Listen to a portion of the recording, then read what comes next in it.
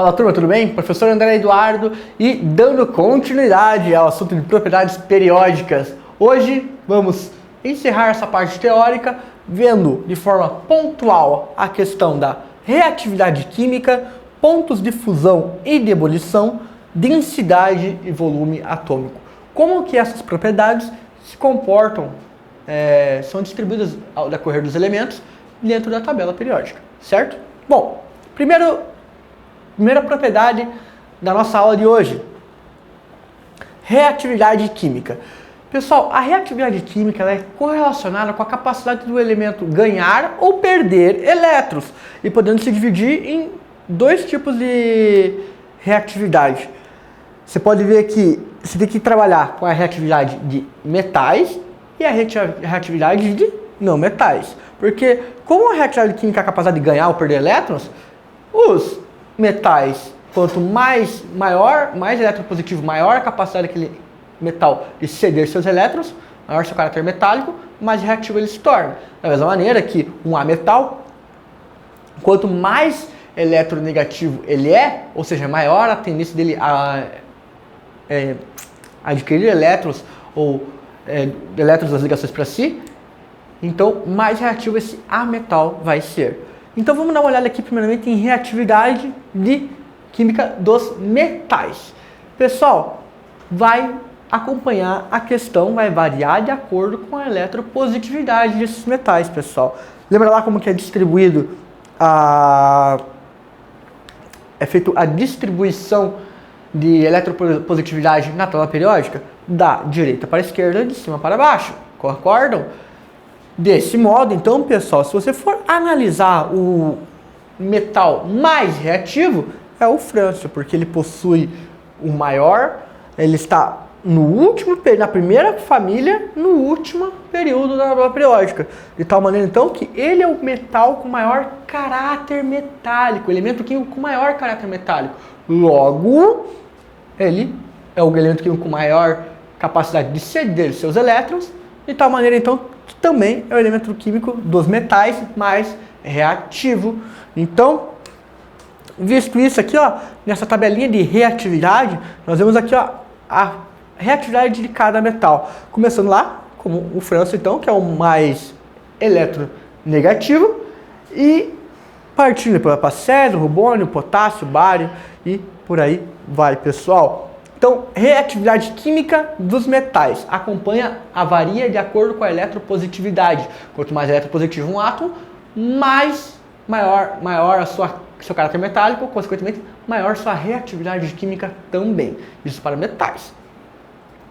Quando a gente vai conversar aí sobre reatividade para não metais ou ametais, essa reatividade é proporcional à eletronegatividade daquele elemento químico, pessoal. Então, elementos químicos mais eletronegativos, eles são mais reativos, certo?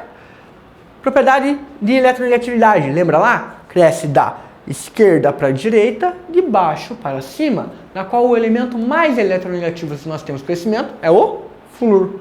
O flúor é o elemento mais eletronegativo, consequentemente, ele é o elemento mais reativo dos ametais, pessoal.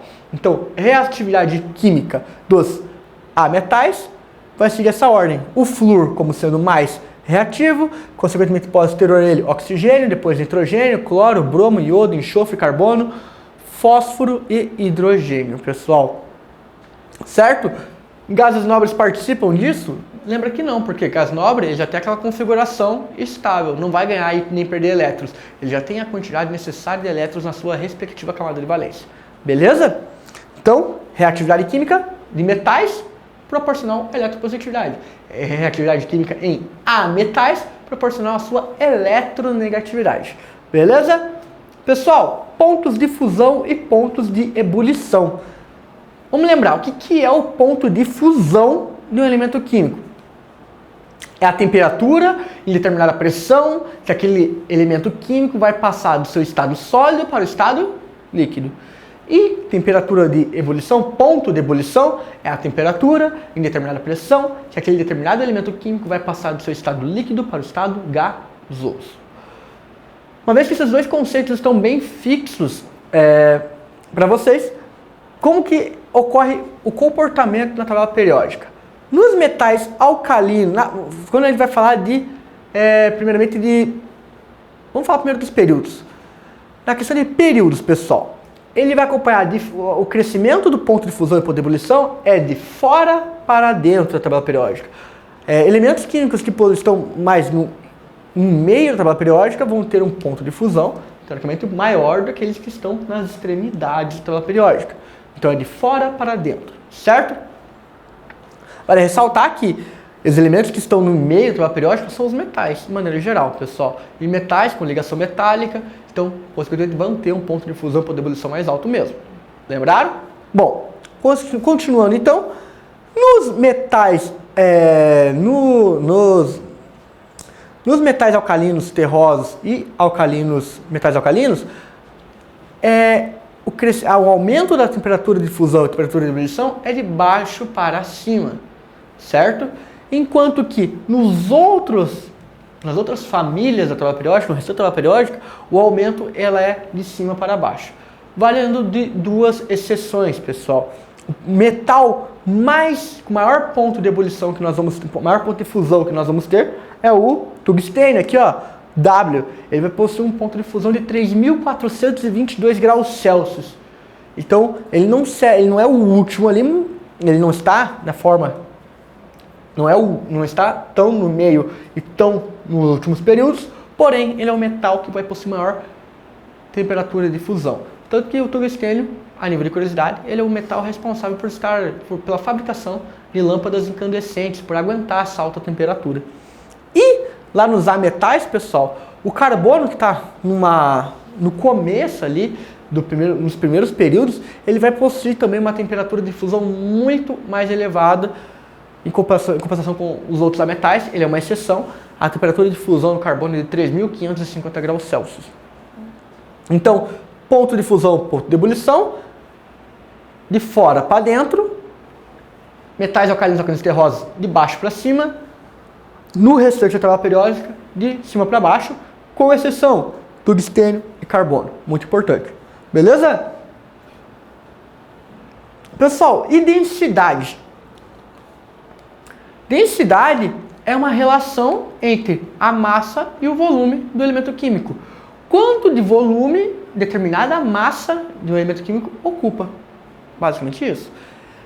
Ela é dada pelaquela fórmula lá, lembra lá? Vamos pegar aqui, ó. Densidade é igual massa em gramas por volume em centímetros cúbicos. Beleza? Lembrou lá da formulinha da densidade? Voltando aqui para o slide. Então, é uma relação entre a massa e o volume de uma determinada substância. E ela depende diretamente da pressão atmosférica. Como que ocorre, como que se comporta a densidade dentro da tabela periódica? Também de fora para dentro, quanto as extremidades possuem densidades geralmente menores do que os elementos que estão no meio da tabela periódica, e nos períodos, pessoal, nas famílias, de cima para baixo. Elementos que estão em períodos maiores possuem densidades maiores também. Certo, pessoal? Vale de ressaltar aqui, ó, o ósmio, que ele está no meio da tabela periódica, ele que é o elemento com maior densidade que nós conhecemos. Ele possui uma densidade de 22,5 gramas por centímetro cúbico. Olhando aqui dentro do nosso slide, ele mostra ali uma relação de densidade de elementos no mesmo grupo. Então, olha lá, lítio, sódio, potássio e rubônio. Você verifica que, ó, o lítio ele vai possuir uma densidade de 0,53, o sódio aumenta a densidade drasticamente, o potássio diminui e o rubônio aumenta novamente, entendeu? De cima para baixo aumenta, mas também leva em consideração essa variedade. Por isso que quando ocorre, existe esse intercalonamento da densidade ali, mesmo que esteja de cima para por causa que a variação não é de apenas duas direções, como nas outras que nós vimos lá, de eletronegatividade, eletropositividade. Então, como existe essa variação extremidade para dentro, ocorre essa alteração também. E densidade de elementos no mesmo período, né, nós temos ali um exemplo ali, ó, do lítio, berílio, bório e flúor, na qual pode ver que ela vai aumentando de fora para dentro, pessoal. Beleza? Por fim, volume atômico. O volume atômico, ele é o volume ocupado por 1 mol do elemento químico no estado sólido. Você consegue identificar esse volume atômico através da fórmula lá de 1 mol de massa, o que equivale a 6,02 vezes 10 a 23 vezes a massa de 6,02 vezes 10 a 23 átomos daquele determinado elemento químico sobre a densidade daquele elemento químico no estado sólido. Muito importante isso. E é possível você verificar que ocorre a forma como o volume atômico se comporta de cima para baixo também, só que do meio para as extremidades. Beleza? Visto isso, vamos conversar um pouco então sobre alguns exercícios para fixar os conceitos. Sobre as propriedades dos elementos da tabela periódica, está correto afirmar que de todos os metais alcalinos são os menos reativos. Pessoal, de todos os metais alcalinos são os mais reativos. Lembra lá? Quanto mais eletropositivo o metal, maior seu caráter metálico, mais reativo? Então, mais reativos, não menos. B. Os halogênios formam ligação covalente na união com átomos de metais alcalinos. Pessoal, halogênio com metal alcalino vai dar o quê? Uma ligação iônica. Lembra lá? Metal alcalino eletropositivo, muito eletropositivo. Halogênio, muito eletronegativo. Um quer ganhar elétron, o outro quer ceder os elétrons. Então, um foi feito para o outro, pessoal. Vai formar uma ligação iônica, certo? Não ligação covalente. C. Os gases nobres recebem esse nome porque reagem espontaneamente com todos os ametais. Os gases nobres recebem esse nome porque não reagem espontaneamente. Os gases nobres já têm a estabilidade deles, pessoal. Então, não. Está errado. D. Os metais alcalinos terrosos são menos eletronegativos do que o oxigênio. Verdadeiro, pessoal. Os metais alcalinos terrosos, eles são metais alcalinos, família 2A, oxigênio, calcogênio, família 6A, pessoal. Então, vai ser mais eletronegativo, sim, o oxigênio, quando comparado com os metais alcalinos terrosos. Então, a afirmativa D está correta.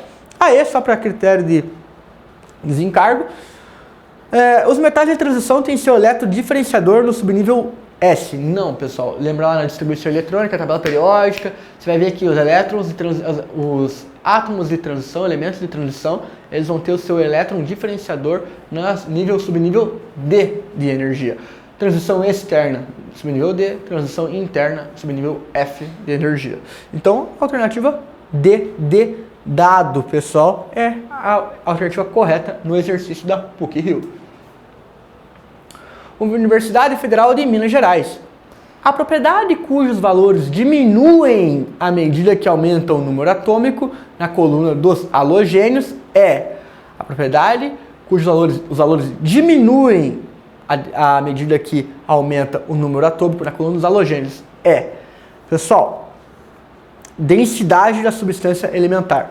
Lembra lá que densidade é de cima para baixo. Então, você pega lá a família dos halogênios, vamos focar só nela.